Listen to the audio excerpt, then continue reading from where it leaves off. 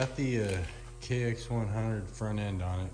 It's just mocked up kind of a thing, but I'm gonna reroute the cables and stuff. But I also have a grit shift rear brake kit that I'm gonna put on, and I'm gonna give a very impartial, I guess the word.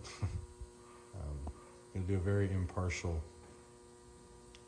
critique on how it's put together. It looks like pretty good stuff, actually. Good stuff. But anyways, yeah, I'm gonna do some Sur Ron work. Okay, here it is with all its guts tore out.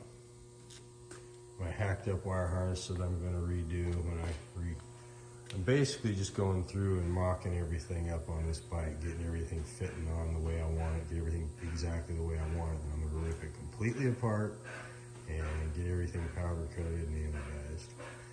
But here's the little aluminum crash plate I built that's miles above the garbage that they sell on the Sur Ron. But anyways, that is a good look at what I built there. Gives you plenty of room to, there's lots of room right there. That whole area right there is just a massive amount of room. The controller snuggles in pretty good, but I'm putting the brake deal on. So there's a spacer there, 1/4 inch. Spacer there that fits over that insert. It's basically a top hat. Changed the bracket to metal. It's about 200 thousandths thick.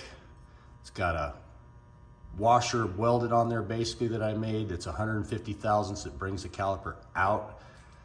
The frame is spread out 1/4 inch further than it was stock with that spacer right there.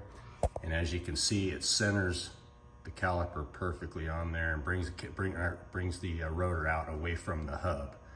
So basically just made a new bracket off of your guys' out of steel so it didn't deflect or move around. Sorry I had to be so quick, but it won't let me set it.